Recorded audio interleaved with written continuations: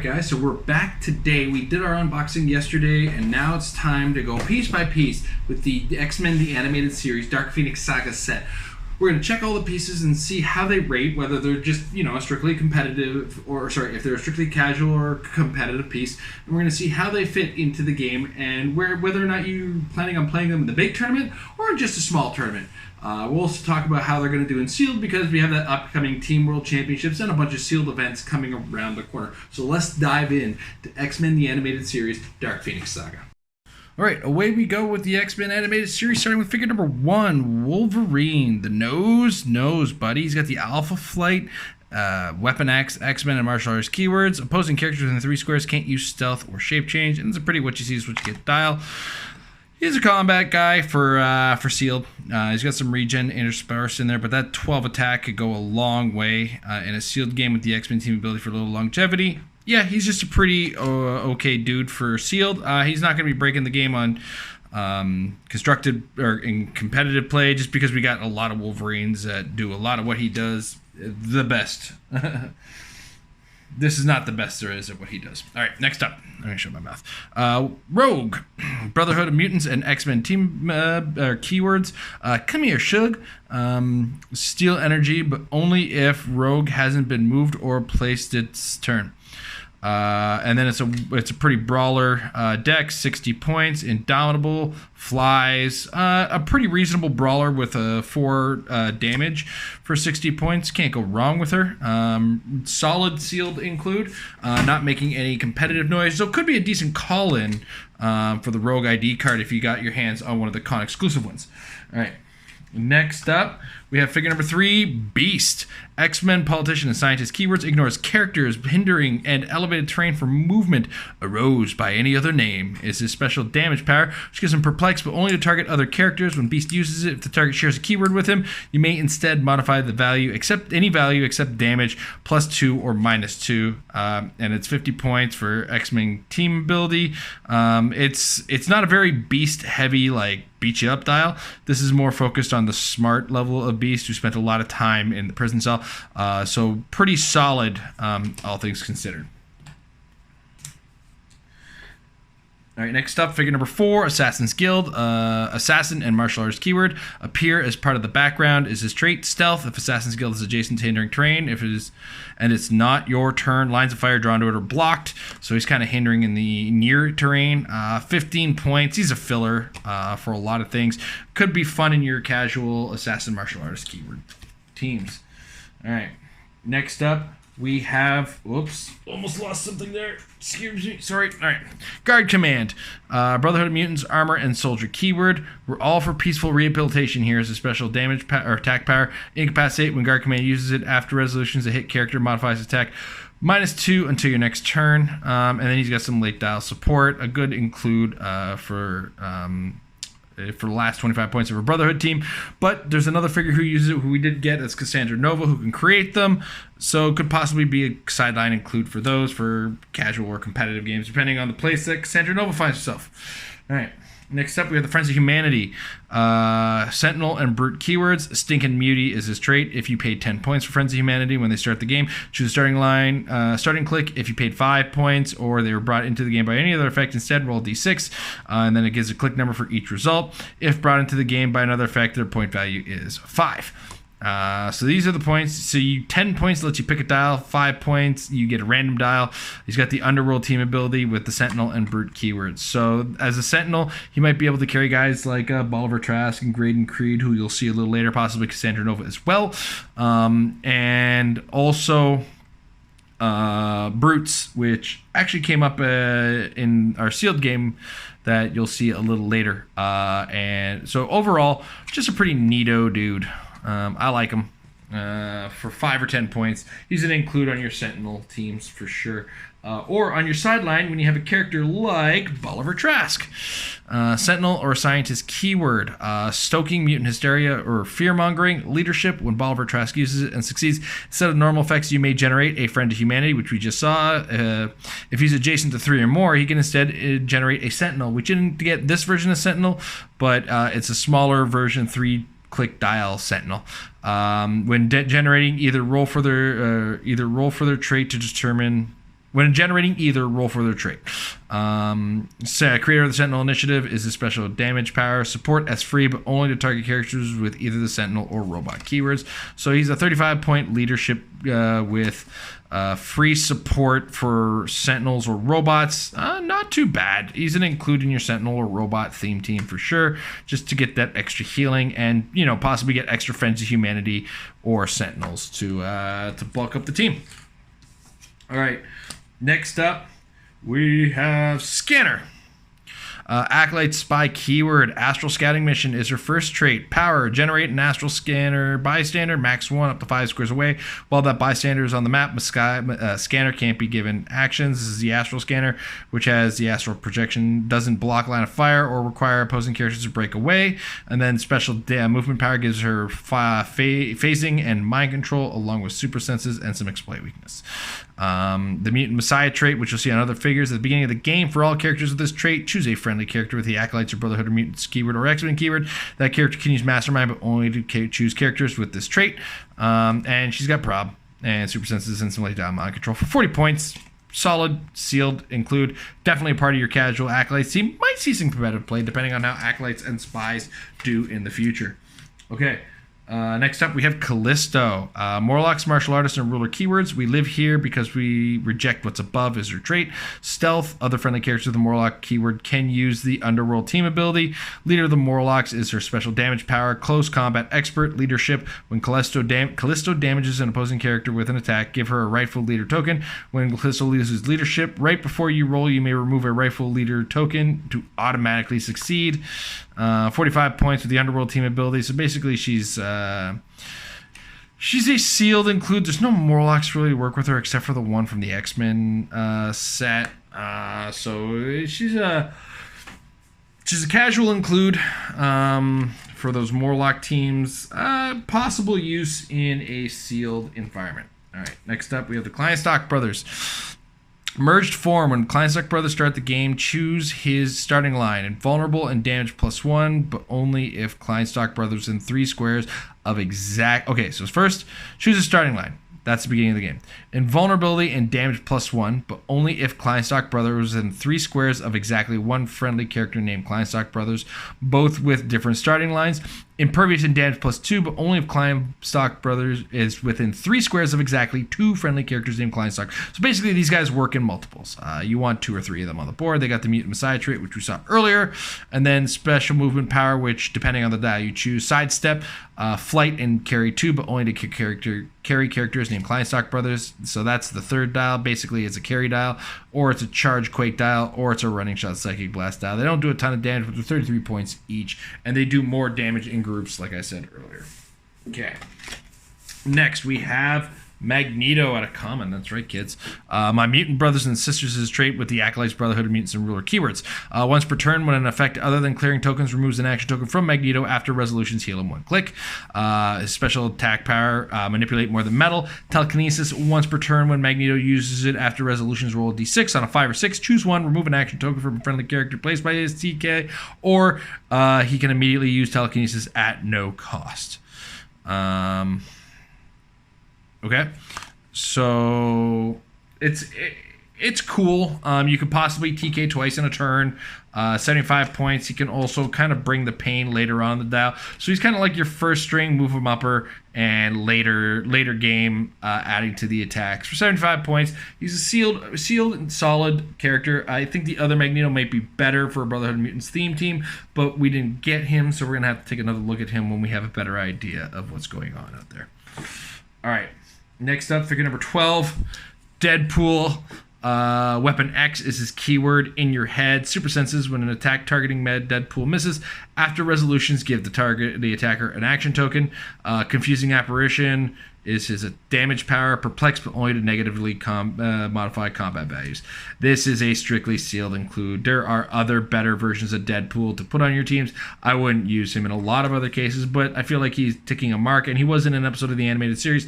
So, like I said, if you need that perplex on your sealed team, go for it. But there are better includes than him for sure in a lot of other environments. All right, next, Jean Grey with the X-Men team ability. She's 50 points. Scott, a unique modifier. At the beginning of your turn, if you may choose a combat value. If Jean Grey is adjacent to a friendly character named Cyclops, modify the chosen combat value +1. She's got special defense power, force field protection, toughness. Friendly characters that are adjacent or have the X-Men keyword can use toughness. So she shares toughness with other characters. She's basically your 50-point TK with some mind control and the X-Men team ability. I'd expect her to do a lot more healing with that X-Men team ability than anything. And to beef up your Cyclopses for the most part. Probably going to see some sealed play because TK is really strong in sealed. And probably not going to make a ton of noise in competitive. Alright, next we have Cable. X-Men Future Soldier keywords. Futuristic Hologram is this trait for 25 extra points. During force construction, you may add up to 2 cables to your starting force on the click number 1 that appears after the orange KO. So just so you get an idea, it's a 2-click dial that matches the first 2 clicks on him. He's also 75 points for that matter. They have 0 points for all effects and values, but you don't have to reveal any cables point values until required. Get to a better vantage point. Sidestep, phasing teleport is a special movement power. Special attack power, tactical movement once per turn for all characters with this power. Telekinesis as free. So one of the 3 that you would start with get to use telekinesis. He's got a stop click in the middle there, which gives him vulnerability. And the first time this is revealed, remove all other cables. So this will be the only cable that really exists on the board.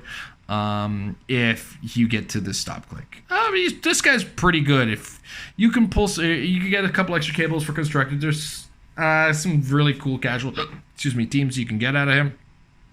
But because you're not really making effective use of extra point value versions of him, you're not really getting extra value out of the other dudes. I mean, free TK from them, great. Overall, he's pretty good. It's just it's not superbly good for 100 points with the extra dudes. So, because you do lose the extra guys when he does hit that stop click. So, there might be a place, but it's not like, oh my god, use it now. All right. Except Belladonna, she's an assassin and a spy. With this ring, he will do whatever I tell him. It gives her traded mind control, free. If no character has her wedding ring token, make a close attack targeting a character that Belladonna hit with mind control this turn. If you hit, instead of normal damage, give that character a wedding ring token. Belladonna's ring is the other part. The opposing character with her wedding ring token modifies defense -2 when targeted by mind control, and she may target that character regardless of range or line of fire. So she's 50 points. You gotta look at the style and understand she's mind controlling one dude for most of the game, which makes her pretty alright when you consider that you can mind control somebody over to you and use that poison right afterwards. So overall, I mean, sealed awesome. Casual constructed. I don't know if we're gonna see much work from Belladonna in competitive. Alright, next up, Graydon Creed with the Sentinel and Politician keywords. He's got the Stoking Mutant Hysteria, Friends of Humanity rallies trait, which he can't make Sentinels, but he can make Friends of Humanity with his leadership. Spreading the Mutant Virus is a special attack power, which gives him poison. When a mutant takes damage from Graydon Creed's poison, give them a disease token. When Graydon Creed uses poison, roll a d6. On a 4 to 6, deal 1 damage to each character with 1 or more disease token. When a character with a disease token is healed, remove all disease tokens. So he's really just there to do that poison for the first little thing and make more Friends of Humanity. He's kind of a utility character on the Sentinel team, but he also has leadership to the Sentinel team. So I think there's some kind of, if Sentinels take off, I think Graydon Creed will be a part of that. So hard maybe, definitely going to be pretty good in constructed if you can get 1 or 2 of the Friends of Humanity on the sideline. All right, speaking of Sentinel dudes with the Politician keyword, we got Senator Robert Kelly.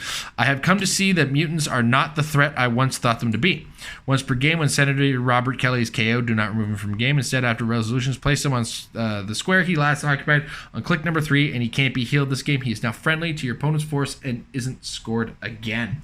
So you only get you can kind of give him up to your opponent and only lose 2 points to once. He's traded with Perplex, but only to target opposing characters. He's got the Stoking Mutant Hysteria Mutant Registration Act, which allows him to make Friends of Humanities and then eventually Sentinels. He has that for first 2 clicks, then turns to normal leadership for 30 points. gonna, like, again, if the Sentinel teams really pick up, guys like Kelly, guys like Creed, guys like Bolivar Trask are really gonna start to mount up a lot of dudes. All right, next up, Amelia Vogt. Acolytes, Brotherhood of Mutants keywords. Mutant Messiah trait, and then she's got special movement power. Slide in under the door. Phasing teleport. Carry 4, but only to carry characters that share a keyword with her. Transmute out dangers or special defense power. Super senses. Once per turn, when Amelia Vogt or an adjacent friendly character would take 3 or more damage, you may give that character 2 action tokens to take 1 unavoidable damage instead. If you do, after resolutions, you may place that character in a square adjacent to her current square. So kind of like a protected that gives them some action tokens but keeps them alive. Man, there's a lot of potential in that transmute out of danger power. So, and for 45 points with perplex, yeah, and the ability to carry. If you're playing a brother, this will be one of the catalysts for a Brotherhood, another one of those catalysts for a Brotherhood theme team. And I think Amelia Vogt could go a long way towards giving that team a lot of potential, along with a couple other characters I'm looking at in the future here. Amelia Vogt has a lot of places she's good. Sealed, she's good. Constructed, she's good. Casual, she's not too much of a bad moment. So yeah, overall, Amelia Vogt, really, really good. Okay. Next up, we have Fabian Cortez. Acolytes, Mutant Messiah trait. Power Overload is his other trait. Power. Choose an adjacent character. Modify the chosen character's combat values by +1 until your next turn. At the end of your turn, roll a d6. On a 3 to 6, deal the chosen character 1 unavoidable damage and heal Fabian Cortez 1 click. Then he's got special damage power. Follow the way of Magnus, enhancement, and leadership. This is a super support guy for 45 points. So the way I see it, Fabian Cortez is either going to be awesome or he's going to be not considered at all. And I really want him to fall under the awesome category. The problem being, of course, his limitation is the Acolytes keyword. So I'm going to say casual, definite. Sealed, probably. Not going to see much in competitive play at first, but it depends on whether or not somebody is brave enough to put together that Acolytes keyword team. All right, speaking of Brotherhood enablers, look at the Blob. Brotherhood of Mutants and Freedom Force keywords. My mutant brother and sister's trait, so he'll be healing if you can get the leadership next to him, which is obnoxious when we look at him later on. Nothing moves the Blob is his second trait. Immobile, but only if it's not your turn. At the end of your turn, if Blob was not moved or placed this turn, give him a stability token. Blob modifies defense +1 for each stability token when he moves or is placed. Remove his stability token. So for a sustained combat where he's up against another dude, he's probably going to be mounting those up. Next, he's got a special defense power, and he has this on all of his clicks. Is that the best you got, Spipsqueak? Blob takes a maximum of 1 damage from attacks. Blob can only be chosen for Mastermind by characters that he shares a keyword with, Protected, Outwit, and Pulse Wave. So for 5 clicks, for 60 points, you get a guy who takes 1 damage at a time that can be masterminded by other Brotherhood guys. Or Brotherhood or Freedom Force dudes. I love the Blob. He is a sealed, almost must play. And just in general, very, very strong and hard for people to deal with. So the Blob is a solid sealed include, casual, definite, and I'm gonna say there's a competitive team that will use him. All right, next up we got Toad. My mutant brother sister's trait, Brotherhood Mutants keywords. Pouncing Pest is his special movement power, gives him leap and plasticity. Special defense power, used to getting slapped around. Super senses, when Toad uses it and fails after resolutions, you may either move him a number of squares equal to his super senses result, or remove an action token from him. So if he does take a bit of a beating, he can kind of come back from it. For 45 points with 5 clicks, he's kind of a last choice for sealed. Include him in your casual play teams. He's all right. All right, next up, we have Sabretooth. Brotherhood of Mutants, Weapon X, Animal, Assassin, Brute, and Monster keywords. Note, he's got Brute. You know who can carry Brutes? The Friends of Humanity. That was a weird thing that happened to me. Anyway, my mutant brothers and sisters trait, then Feral Resilience. When Sabretooth takes damage from an opponent's attack, after resolutions, roll a d6. On a 4 to 6, or 4 to 5, heal Sabretooth 1 click. On a 6, heal him 2 clicks or remove an action token from him, which of course would heal him. He's got special movement power on his first and a couple other clicks. Charge, flurry, and stealth. He ignores hindering and elevated for movement purposes. For 75 points, you start with the charge flurry. You get some charge flurry a little later on. Solid numbers. Gets some late dial battle fury. Makes him hard to move around. But in general, I really like Sabretooth for a number of reasons, one of which is Flurry really kind of jives with this team ability, because if one of your attacks hits high, he loses the action token after the fact. Sabretooth is a definite seal to include. I don't think he's got this type of character really has a place in competitive play, but casual play and sealed play, definite uses for Sabretooth. Next up, we have Sabretooth again, but this time he's a robot. This is the Danger Room Construct version of him. So it's very similar in the fact that he ignores elevated and hindering for movement. Sorry, I'll keep trying to say line of fire. He's got the Danger Room Construct trait. When Sabretooth makes an attack after resolutions, give him an error token for each one in the attack roll, maximum of 3. If Sabretooth has 2 or less error tokens, characters take a maximum of 1 damage from Sabretooth's attacks. Sabretooth takes a maximum of 1 damage from opponents' attacks, and he can't be healed or chosen for Mastermind. That is Protected Pulse Wave. Lessons from the Danger Room Sabretooth. When Sabretooth is KO'd, the opposing character that KO'd him can use combat reflexes for the rest of the game. Then he's got Flurry and Toughness as part of his Relentless trait. So he's traded with Flurry and Toughness. Toughness, he's taking 1 damage at a time. He is indomitable, so what you see is what you get dial. But for 45 points, you get 5 clicks with a solid 12 attack for 3 clicks. Battle Fury across the board, so he doesn't care about shape change. Late dial, he gets 11 attack, and he's got a final click with regen. If you happen to get enough error tokens to use that, he just all of a sudden will blow up. Traded Flurry. Here's the thing, you will always deal 1 damage with the Battle Fury there, and that's okay. Flurry damage with 45 points, and he's only taking 1 click at a time. Like, mount this guy up next to a blob and watch your opponent just sweat trying to take damage to you, or deal damage to you. Alright, and a character who matches his namesake, Random. Acolytes, Brotherhood and Mutants, Weapon X, and X Factor keywords. He can shoot at a base that's his line of fire special.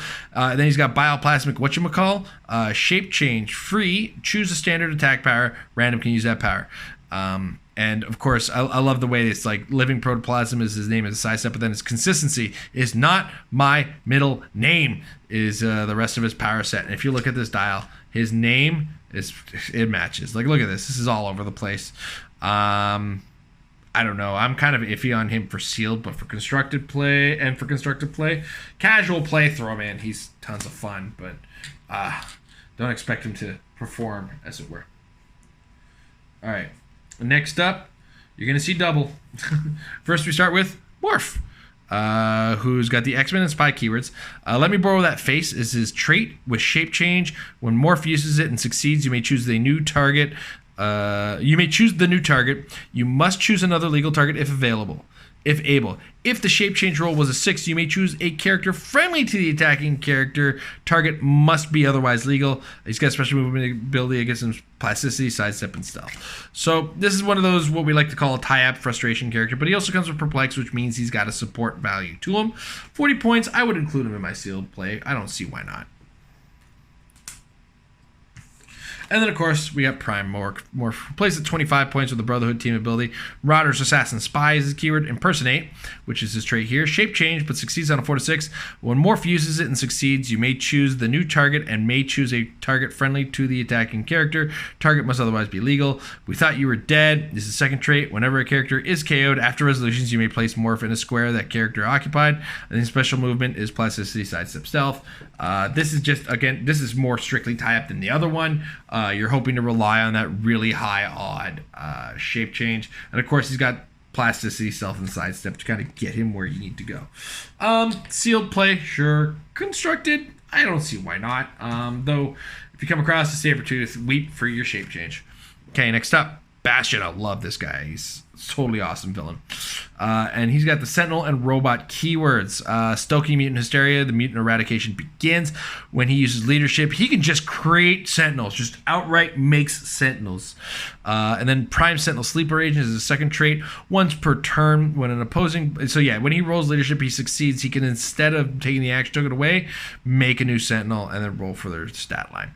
Prime Sentinel Sleeper Agents. Once per turn, when an opposing bystander is KO'd, you may roll a d6. On a 4 to 6, generate the same bystander in the square the opposing bystander last occupied. These bystanders you generate modify combat values +1 this game and have max 1. This is like that weird hard counter to a thing that might or might not exist. Generally not gonna. I don't think there's a lot of bystanders in this set for sealed, so you're gonna see that more in constructed play than anything. And you get a pretty solid 120 point bite down. I'm making this guy a bunch of casual Sentinel teams with Bastion. Just saying that right now. I love Bastion. He's such a weird bad guy. All right, Mesmero. Brotherhood of Mutants, Weapon X and Celebrity keyword, ignores elevated and hindering for line of fire. My mutant brothers and sisters trait. Then this next one, the X Circus is in town. Mind control when Mesmero uses it. You may choose that hit characters can use ignore elevated and can't make attacks. If you do, after resolutions, deal 2 damage to any hit character that moved from a higher elevation to a lower elevation during that action. Special defense power, you there, protect me. Mastermind, when Mesmero uses Mastermind during a range attack, he may instead choose an opposing character within 4 squares in line of fire that isn't attacking regardless of point value. So you can protect yourself with your opponent's characters. And it's 45 points for this with the Brotherhood team. Like, throw him in your SEAL team, throw him in your casual team, throw him in your Brotherhood team. He doesn't take much, and he does a lot. All right. Next, Archangel. X-Men and Celebrity keyword, Obsession is his trait. At the beginning of the game, choose the opposing character with the highest point value. At the beginning of your turn, if Archangel is within range and line of fire of the chosen character, note Archangel's current click number and turn him to click number 11. If you do this turn when making attacks, he can only target the chosen character, and at the end of your turn, return him to the noted click number. This other trait, nothing can take away my desire for revenge. When Archangel moves at least 5 squares in a direct path, he can use sidestep and energy shield deflection until your next turn. Ignores characters for movement. 100 points. This is what you get. So what you see is what you get. Solid, sealed, dial. Does a lot of damage, a lot of penetrating damage. Though at times that last click can become a liability. So make sure you got a map that can cut off lines of fire. I don't know where I was going with that. All right, next up, Mystique. Brotherhood of Mutants, Freedom Force, Assassin, Spy, keyword, Shapeshifter is her first trait. Shape change, free. Give a standard opposing character a shapeshift token, removing it from anywhere else. When Mystique uses shape change, if there is a character with her shapeshift token and that character doesn't have line of fire to them, she succeeds on a result of 2 to 6. A character always has line of fire to themselves. My Mutant Brothers and Sisters trait, and then so what you see is what you get. Dial with some leadership. Leadership really helps to enable other My Mutant Brothers and Sisters. So if you are forming a Brotherhood theme team, do note that. I don't know how frequently that shapeshifter thing has come in handy. I had a hard time making it work in some test runs with this, but ultimately, Mystique's a weird one. Definitely not as potent as one we've seen before, but still pretty cool if you can really make that shapeshifter work. She could be very frustrating to deal with, especially when you consider she's got precision strike there. All right, next up, Pyro. Brotherhood of Mutants and Freedom Force keywords. My Mutant Brother Sisters is his trait, but he gets to use that in a neat little way where he sells Energy Explosion and Poison. When Pyro uses Energy Explosion, you may choose that he has 3 targets, or after resolutions, he can use Barrier at no cost. Anyone bring the marshmallows is his special damage power. Free, destroy an object within range. Whenever Pyro uses a range destroy action to destroy a piece of blocking terrain after resolutions, remove an action token from him. That will heal him. Yes. This is what we like to define as the glass cannon dial. 50 points, 6 range. He can dish it out, but I don't know if you really want him to try to take it. He's not a bad include. Especially for only 50 points, if you can really get some use out of him. All right, so that's all we got for the standard characters. Next, we go big. And we have Sentinel Squad 1. Sentinel Armor, Robot, and Soldier. Keywords. Prime Directive is his trait. At the beginning of the turn, Sentinel Squad 1 may move 1 square if an opposing character with the X-Men or Brotherhood keyword is on the map. It may move 1 additional square. Also, note, it's a vehicle. Sentinel Squad 1 Bonding. Autopilot. Willpower, but only if Sentinel Squad 1 has a pilot. Special attack power, advanced multi-targeting system. Incapacitate. When Sentinel Squad 1 uses it and hits an opposing character, and that character gets an action token after resolutions, it can use Incapacitate at no cost, but only to target a character Sentinel Squad 1 hasn't targeted with Incapacitate this turn. It may repeat this. Alright, so vehicle rules, autopilot rules are all in here. And then you have all these dials. Now, it doesn't explicitly list, but I feel like this is going to be at the beginning of the game, choose a dial, and that's the dial, the type of Sentinel Squad 1 you're going to be at. This might need a little clarity or errata, I'm not sure, but overall, it's a really cool-looking dial that you get a lot of flexibility out of. And I can definitely say a neat colossal vehicle. All right, next up, Exodus. Exodus is Acolytes, Brotherhood of Mutants, Marauders, and Herald. Keyword. Genosian Force Field is his trait. At the beginning of the game, choose 2, 4, 6, or 8 to be X. When a character moves more than X squares away, when a character more than X squares away would move within X squares of Exodus and wasn't given a hard move action, that character stops moving. When a character more than X squares away attacks one or more characters within X squares of Exodus, modify their attack -1. It's kind of like you get an area out of him, and then if anybody moves into the area from like a running shot or a sidestep, they have to stop on the way in. And if they shoot from outside in, and then they get -1 attack. All right, he's got special attack power. Magneto's greatest disciple, energy explosion, pulse wave, telekinesis, and precision strike. But it can be used on more than one target, and he can target 2 characters. Named by Magnus himself to lead mutants forward. Leadership. When Exodus uses it and succeeds, instead of normal effect, you may remove an action token from up to 3 adjacent friendly characters that each share a keyword with them. If you do, until your next turn, modify Exodus's combat values +1 for each token removed, which would, wow, depending on the number of tokens you could get off, could be really awesome. Now, when we look at this, 500 points, really strong casual play, boss level character. 350, same level. Once we get into 175 and 75 is where we're looking for competitive play. And I'm not going to lie, this is probably more sealed than competitive. When you do get that leadership off, whoo, dolly, is it ever awesome. But you really need to get a Brotherhood or Acolytes team together for it to really get some life out of it. You could try him at 75 points as a solid bomb if you can get a really good leadership turn out of it, but make sure you have some backup of it. Overall, he's neat, but I don't think he's going to be the solve-all for your sealed team at all. All right, next up, we got the Juggernaut. Brotherhood of Mutants, Brute, and Mystical keywords. Ignores blocking and breaks through it, and ignores characters for movement. My Mutant Brothers and Sisters is his trait, along with Mass Destruction as a trait. Super Strength. When Juggernaut is given a move action after resolutions, destroy all adjacent pieces of blocking terrain, then he can use Quake at no cost. Citywide Rampage. If Juggernaut destroyed 3 or more pieces of blocking terrain during one of his actions after resolutions, remove an action token from him. Don't forget, that will work off of your Mutant Brothers and Sisters trait.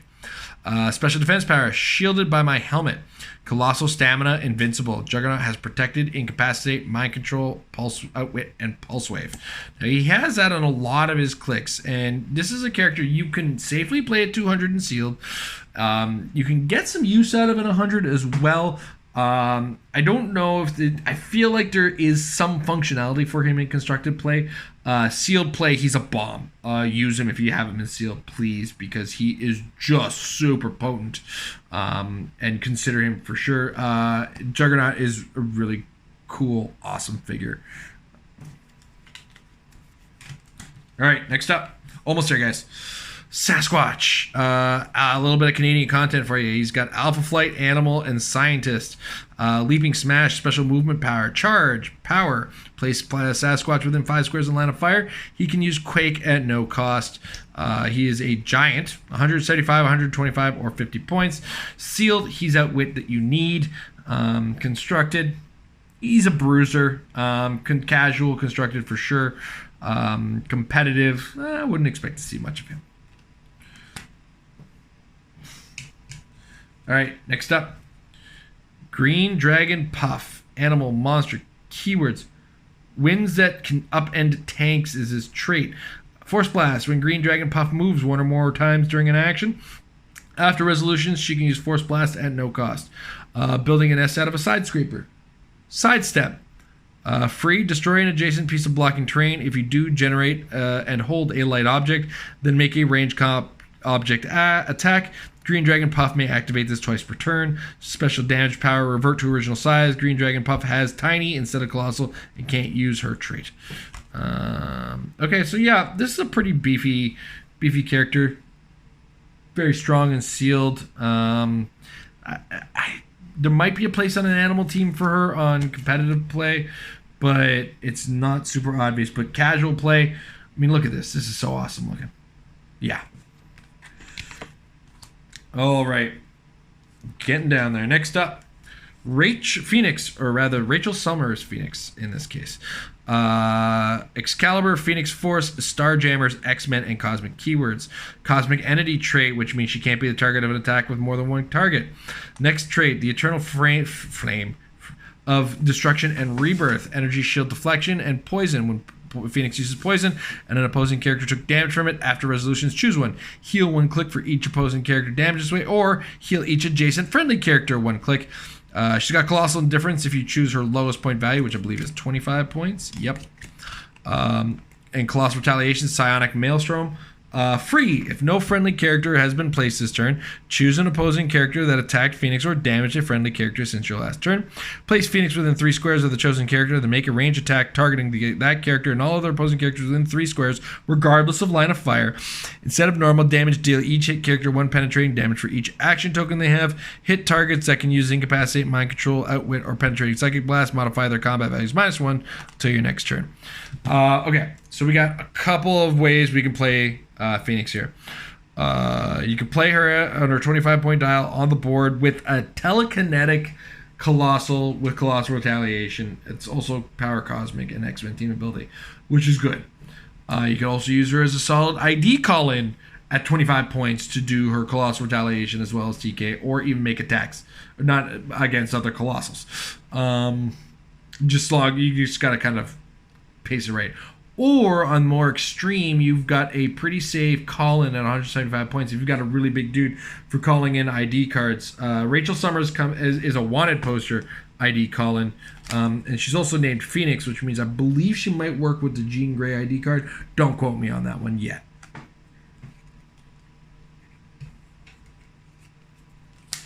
Next up. Just 4 more to go, including this one. All right, we have the Cyclops Sentinel. Sentinel, X-Men, and Robot keywords. Prime Directive, which we've seen where they can move 1 if there's X-Men or Brotherhood. Decapitation is irrelevant. Once per game, when Cyclops Sentinel takes damage from an opponent's attack after resolutions, generate a Sentinel head bystander, and Cyclops Sentinel can't make range attacks for the rest of the game. Ignores blocking for line of fire and can break through one piece while drawing lines of fire. Enormous optic beam, penetrating psychic blast. When Cyclops uses it and hits after resolutions, choose 1 to affect a hit character and all opposing characters adjacent to it. Deal them 1 penetrating damage each, or give them 1 action token, or knock them each back 6 squares. It's a lot of really cool options there. His head, which doesn't allow you to make range attacks anymore because it's making all the range attacks with 8 range, 12 attack with psychic blast, 18 defense, that can only be KO'd if the Cyclops Sentinel is on the map, and it can't be chosen for Mastermind, which is safe. He's got sidestep. He can roll. He's playable at 450, 300, 150, and 50. Casual play on the high dial. Really cool, awesome, neat effects. 300 points as well. I wouldn't make him a one-man army if he constructed. Sealed, it's a little brave, but you do get the extra dude if you do need. I've played him at 150 to varying degrees of awesome. So I would play him at that. 50 is also a choice if you're just going to go for it. But I'd lean 150 and sealed myself. All right, next up, we have the Dark Phoenix. Hellfire, Phoenix Force, X-Men, Cosmic keywords. Feeding on life forces is her trait. When Dark Phoenix KOs an opposing character or an opposing character takes 4 or more damage from her attack, after resolutions, heal her 1 click. She may heal her past her starting line this way, but I can't be healed in any other way. Colossal Retaliation, Childhood Light and Darkness. Free. If no friendly character has been placed this turn, choose an opposing character that attacked Dark Phoenix or damaged a friendly character since your last turn. Place Dark Phoenix such as she can make a close attack targeting the chosen character and then do so targeting all other characters within 3 squares. Hit characters are given an action token and each dealt 2 penetrating damage instead of normal damage, and she's got Stop Impervious as her special defense power. Okay, so she's playable at 900, 600, 300, or 30. Now, here's the neat thing. If you can get killing with her, she can actually, if you start her at 30, can get beyond that 30-point dial. She'll lose a Colossal Retaliation, but then she becomes this and goes back to a stock click there. If you play her at 300 as a one-man or one-woman army for sealed, if you can get some kills off, she will start to mount up extra clicks of health, extra stop clicks, and all that kind of stuff. So I feel like there's a lot of potential for Phoenix in a lot of different directions. 300 for sealed for sure. 300 on board Colossal Retaliator, also very solid include. Okay, just about there, guys. Next up, we have Krakoa. No longer a map. He's now a monster with the monster keyword. The flora needs to feed is his first trait. Its first trait we'll go with, because it is an island. Steal energy. Opposing characters that occupy or are adjacent to its hindering terrain markers must break away as if breaking away from Krakoa. And it may target them with a close attack regardless of adjacency. He's got special movement power, gives him flurry, phasing, teleport, and plasticity. He's got Colossal Retaliation, the living land, free. If no friendly character has been placed this turn, choose an opposing character that attacked Krakoa or damaged a friendly character since your last turn. Place Krakoa such that it can make a close attack targeting the chosen character, then do so with Quake at no cost. If you did, after resolutions, generate hindering markers in all squares Krakoa occupied at the beginning of the move and end of action. Okay. 600 casual, 400 casual, go for it. Big boss monster. 150 points. Sealed, I'd consider that pretty solid, and you get the retaliation anyway. 70 points, I would probably also consider in sealed. Might even have some constructed play value in there, and just looks so pretty. Roar. All right, next and last but not least, Shadow King, Brotherhood of Mutants, monster and past keyword. A being of the astral plane, Shadow King can reduce penetrating damage. Behind the scenes, Shadow King can't be targeted by opposing characters 5 or more squares away. Ignores hindering for line of fire. Special movement power, you belong to the Shadow King now. Mind control, phasing, teleport. Once per turn, when Shadow King uses either, after resolutions, he may use the other at no cost. So you can phase and then mind control with that. That's awesome. Being a pure psychic destruction. Psychic blast. When Shadow King KOs a character, after resolutions, deal 1 penetrating damage to each opposing character that was adjacent to that character. So we look at it, 700, 500, casual play, 300. I wouldn't use it as a one-man army in sealed or otherwise, though it can prevent penetrating damage and it is pretty high defense with outwit. And 8 range with 3 targets. He's got that special damage or attack power. He's got the special movement power, though, to start on the 150 point dial, which I think adds a lot of potential to him. He's also power cosmic, which means he can't be outwitted, which is already pretty strong in the set. I didn't even show you the figure. Look at how awesome this guy is. Look at how awesome looking that is. So that said, Shadow King, I think, is a definite play for sealed play. And could have a team surrounding him in competitive play. It's just not super obvious just off the bat. I really like the Shadow King. Get moving on him. All right, let's wrap this up. All right, that was X-Men, the animated series, the Dark Phoenix Saga. It's a really cool set. I like a lot of the figures, and there's a lot of really good variety and some really unique ideas coming out of this set. And what I really like about X-Men sets is they tend to be the marker where the game kind of shifts in a way in the competitive game. But once again, I want to thank WizKids for providing us with this brick and getting an early look at some of this product, and we hope you guys really enjoyed watching this content. Look forward to more, as we got a lot more to come with the brick that we pulled from WizKids. Thank you very much.